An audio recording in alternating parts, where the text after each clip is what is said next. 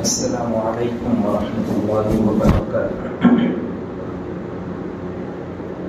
الحمد للہ رب العالمین والصلاة والسلام علی سید الانبیاء والمرسلین وعلی آلہ واصحابہ اجمعین، اما بعد، قال اللہ تبارک وتعالی فی کلامہ المجید والفرقان الحمید، اعوذ باللہ من الشیطان الرجیم، بسم اللہ الرحمن الرحیم، یا ایھا الذین آمنوا کتب علیکم الصیام کما کتب علی الذین من قبلکم لعلکم تتقون، صدق اللہ العظیم۔ معزز سامعین کرام، اب تک رمضان المقدس کا بابرکت مہینہ ہم پر سایہ فکن تھا، اور ایسے معلوم ہوتا ہے کہ ابھی ہم رمضان المبارک کی پر رونق محفلیں اور ان کی برکتوں سے روح افروز ہو رہے تھے، لیکن رمضان المبارک کا مہینہ بہت تیزی کے ساتھ ہم پر سے گزر گیا۔ بولنے کا مطلب اور سمجھانے کا مطلب یہ ہے کہ ہم رمضان المبارک سے الوداع ہو گئے، ہم سے رمضان المبارک الوداع نہیں ہوا۔ رمضان المبارک تو صبح قیامت تک، جب تک دنیا باقی ہے، آتا رہے گا، لیکن ہم پھر رمضان المبارک میں رہیں گے یا نہ رہیں گے وہ نہ معلوم۔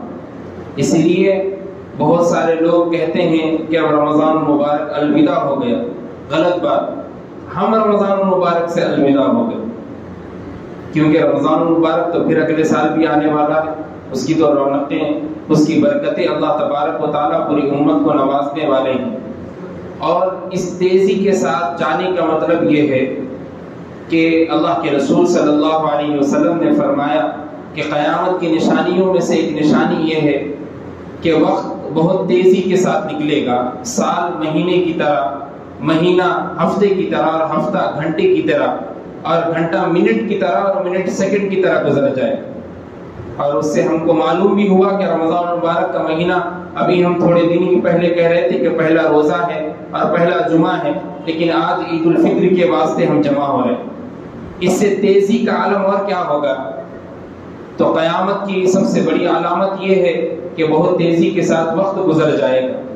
اور اللہ تبارک و تعالیٰ کا یہ دستور ہے، یہ قانون ہے کہ جب بھی کسی بندے کو نوازنا چاہتے ہیں تو بس بہانہ ڈھونڈتے ہیں۔ بہانہ مل گیا تو اللہ کی رحم، کرم، شفقت کا اندازہ ہم نہیں لگا سکتے۔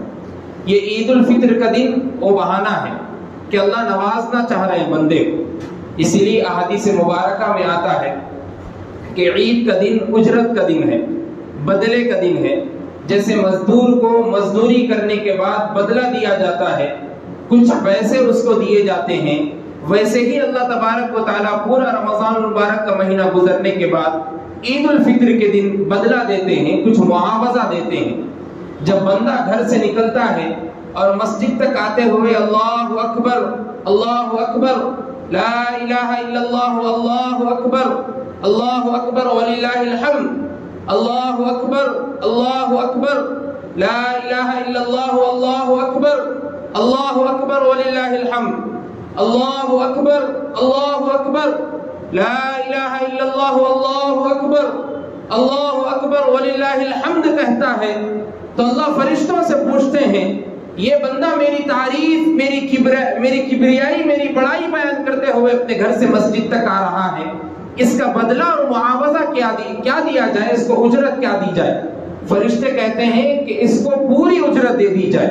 تو اللہ تبارک و تعالیٰ فرشتوں سے کہتے ہیں کہ میرے تمام بندوں کو میں نے معاف کر دیا اور ان کی مغفرت کر دی۔ صرف بہانے کی دیر تھی کہ اللہ نے رحم و کرم و شفقت کا احسان بتا دیا۔ اور فرشتوں کو احادیث مبارکہ میں آتا ہے کہ گلی کے کونوں میں اور دہانے پر کھڑا کر دیا جاتا ہے، اور ان سے کہا جاتا ہے کہ دیکھو مسجد کی طرف جو میری بڑائی بیان کرتے ہوئے جا رہے ہیں، ان کا رجسٹر میں نام درج کر دینا اور ان کی مغفرت کا اعلان کر دینا۔ ہم وہ خوش نصیب امتی ہے جس کو عید الفطر کا اور عید الاضحیٰ کا جیسا دن عطا ہوا۔ مدینہ ہجرت کرنے کے بعد اللہ کے رسول صلی اللہ علیہ وسلم نے صحابہ کو دیکھا، انصار صحابہ کو دیکھا جو مدینے میں رہتے تھے، اور ان کے بچوں کو دیکھا جو کھیل کود میں مست تھے، مصروف تھے۔ اللہ کے رسول صلی اللہ علیہ وسلم نے پوچھا کہ یہ کھیل کود میں کیوں مصروف ہے، ایسی خوشی میں کیوں مصروف ہے؟ انصار صحابہ نے کہا کہ پہلے ہی دور سے اس دن بچے اور بوڑھے اور جوان سب کھیلتے ہیں اور خوش رہتے ہیں، یہ ان کی عید کا دن ہے۔ اللہ کے رسول صلی اللہ علیہ وسلم نے کہا میں اپنی امت کو اس سے بڑے 2 اور دن دیتا ہوں جس کو عید الفطر اور عید الاضحیٰ کہا جاتا ہے۔ ابو داؤد کی روایت بھی ہے کہ اللہ کے رسول صلی اللہ علیہ وسلم نے کہا کہ ھذا عیدنا، یہ ہماری 2 عیدیں ہیں اور اس کا بدلہ بھی ہمیں ملا۔ اور صحابہ کرام رضوان اللہ علیہم اجمعین کے جب ہم عید کے دن بھی واقعات پڑھتے ہیں تو رونگٹے کھڑے کر دینے والے ہیں۔ حضرت عمر رضی اللہ تعالیٰ عنہ خلیفہ ہیں، امیر المومنین ہیں، عید کا دن ہے اور آپ ایک کونے میں بیٹھ کر مسجد میں رو رہے ہیں۔ صحابہ نے پوچھا ہے اے حضرت عمر، اے امیر المومنین، آج عید کا دن ہے اور آپ کے آنکھ سے آنسو جاری ہے، آج تو خوشی کا دن ہے، آج بچے خوش ہوتے ہیں، جوان مسکراتے ہیں، بوڑھے حضرات بھی مسکراتے ہیں اور آپ کونے میں بیٹھ کر رو رہے ہیں، آپ امیر المومنین ہیں۔ حضرت عمر فرماتے ہیں، لکھ لینے والی بات ہے، حضرت عمر فرماتے ہیں پورا مہینہ رمضان المبارک کا مہینہ گزر گیا اور اس میں نے روزے بھی رکھے، قیام اللیل بھی کی، زکوٰۃ بھی ادا کی، جو چیزیں کرنی تھی اللہ کا حکم تھا سب کر دیا، لیکن مجھے معلوم نہیں کہ میری وہ چیزیں قبول بھی ہوئی یا نہ ہوئی۔ ایسے صحابہ کرام رضوان اللہ علیہم اجمعین کی زندگی تھی۔ ہم کو جس طریقے سے خوش ہونے کا موقع ہے اسی طریقے سے ہم کو جائزے کا دن بھی ہے۔ جب بدلہ ملتا ہے مزدور کو تو وہ اپنے گھر کی طرف نگاہ کر کے دیکھتا ہے کہ بھائی مجھ کو جس چیز کی اجرت دی گئی، بدلہ دیا گیا، کیا وہ پورا گھر میں نے تعمیر کیا یا نہ کیا؟ ایسے ہی پورا رمضان المبارک کا مہینہ گزرا تو ہم کو چاہیے کہ ہم دیکھیں کیا میں نے پورے رمضان المبارک کے مہینے کو جیسے اللہ کا حکم تھا ویسے گزارا یا نہ گزارا۔ اگر نہیں گزارا تو پھر مجھ کو بدلہ ملنے والا نہیں، میری مغفرت ہونے والی نہیں۔ اب عید الفطر کا دن ہونے کے بعد بھی ہم جس حیثیت سے رمضان المبارک میں رہ رہے تھے، جس انداز سے رمضان المبارک میں رہ رہے تھے، ویسے ہی عید الفطر کے بعد بھی رہنا ضروری ہے۔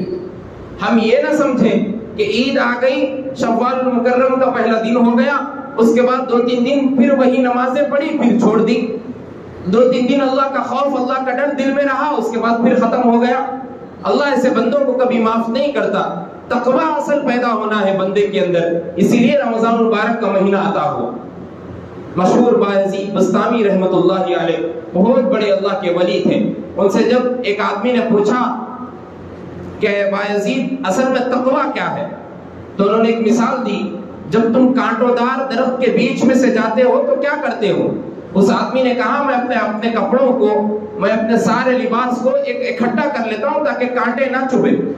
بایزید بستامی نے کہا تقوی وہی ہے جب بندہ رمضان المبارک سے گزرتا ہے، آنے والے 11 مہینے اپنے دامن کو سمیٹ کر اللہ کی بارگاہ میں حاضر رہنا۔ تقوی وہ ہے،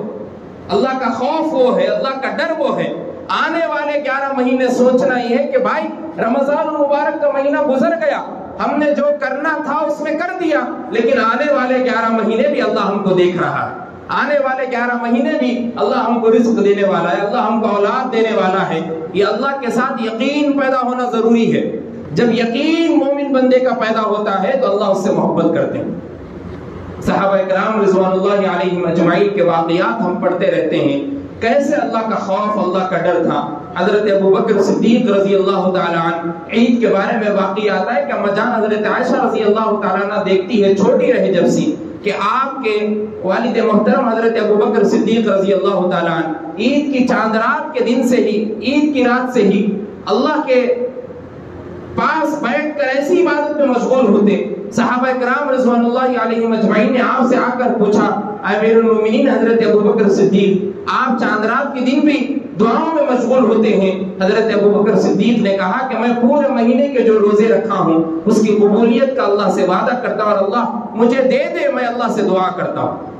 یہ صحابہ کرام رضوان اللہ علیہم اجمعین کی زندگی تھی، اور ہم جب عید الفطر میں آ جائیں تو عید الفطر میں کرنے والے کام ہم بظاہر طور پر جانتے ہیں کہ نئے کپڑے پہننا ہے، اچھا لباس پہننا ہے، عطر وغیرہ لگانا ہے اور میٹھی چیز کوئی کھا کر آنا ہے، ایک راستے سے آنا ہے تو دوسرے راستے سے جانا ہے، اور جب گھر سے نکلے مسجد کی طرف تو اللہ اکبر لا الہ الا اللہ واللہ اکبر وللہ الحمد کی صدائیں ہماری زبان پر بلند ہو اور ہم بھی مغفرت کرانے والوں میں شامل ہو جائے. یہ ہمارا روٹین ہونا چاہیے. اور خاص طور پہ میں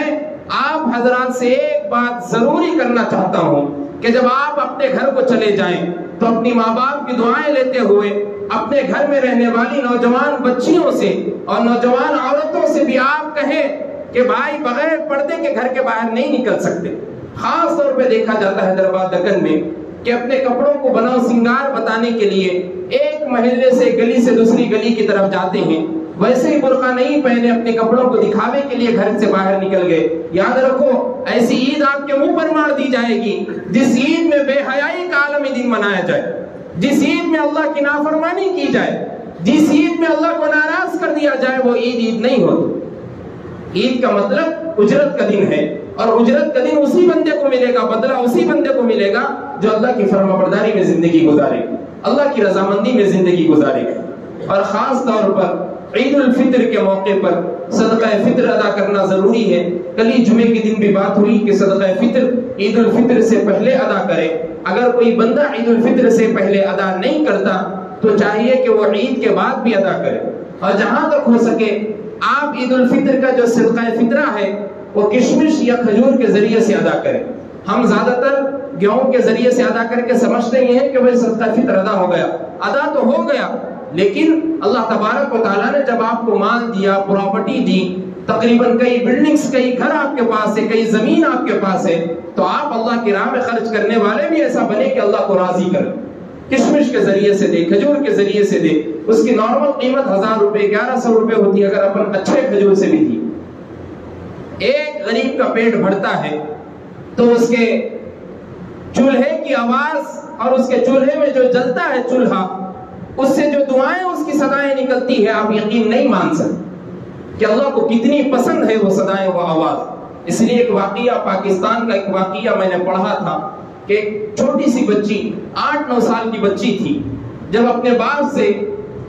چوڑی پہننے کے لیے عید کے دن مانگی تو باپ نے کہا کہ میرے پاس اتنی دولت تو نہیں کہ میں تمہیں چوڑی لا کر دوں، میں غریب ہوں، مسکین ہوں. تو اس بیٹی نے اندر کمرے میں جا کر اپنے آپ کو پھانسی لے لی، اور پاکستان کا وہ واقعہ مینارہ نور پاکستان میں چھپا، اور اس واقعے نے پوری امت کو رونگٹے کھڑے کر دینے والا بنایا. ایک معصوم بچی جو اپنے باپ سے ہاتھ میں پہننے کے لیے عید کے دن چوڑیاں مانگتی ہے، اور وہ باپ کے پاس اتنی دولت نہیں ہے، اتنا پیسہ نہیں کہ وہ اپنی بچی کو لا کر دے. اللہ پوری قوم سے سوال کریں گے قیامت کے دن، بتاؤ میری ایک معصوم سی بچی دنیا میں جی رہی تھی، اس کے پاس عید کے دن پہننے کے لیے کچھ نہیں تھا، اور تمہارے پاس 3 سے 4 جوڑے نئے تھے، تمہارے پاس اپنے بچوں کو دینے کے علاوہ بھی مال و دولت تھی، لیکن تمہارے پاس تمہارے کام میں جو تک نہیں رہیں گی کہ تم جاؤ اور اس کو نئے کپڑے پہناؤ، نئی چیزیں دلاؤ، اور اللہ قیامت کے دن سوال کرے گا تو ہمارے پاس جواب دینے کے لیے کچھ اور باتیں نہیں رہیں.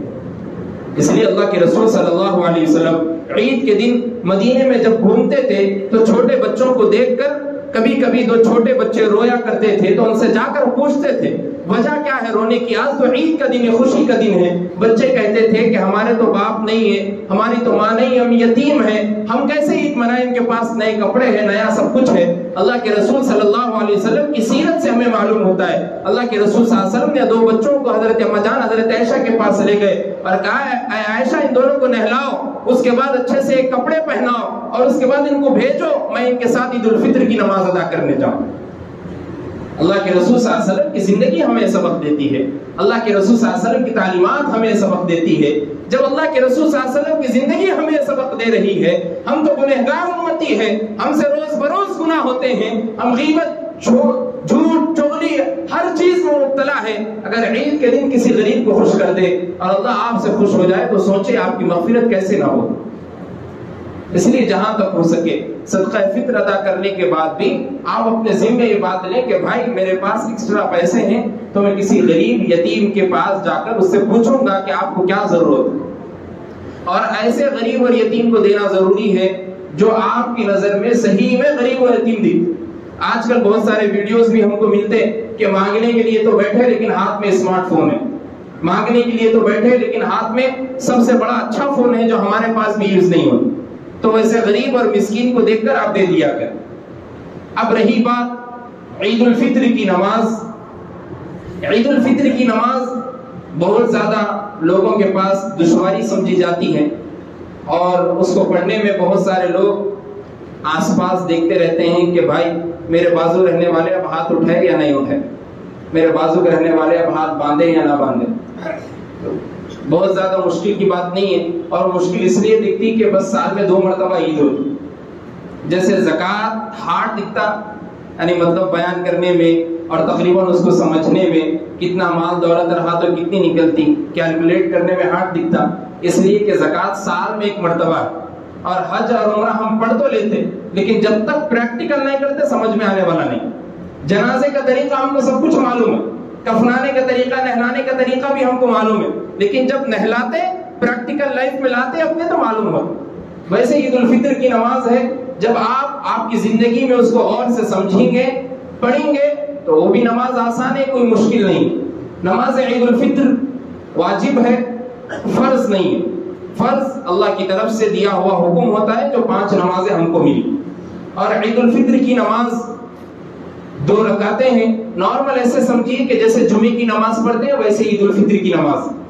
بس زائد 6 تکبیریں ہیں، اور جمعے کی نماز میں خطبہ پہلے ہوتا، عید الفطر کی نماز میں خطبہ بعد میں ہوتا۔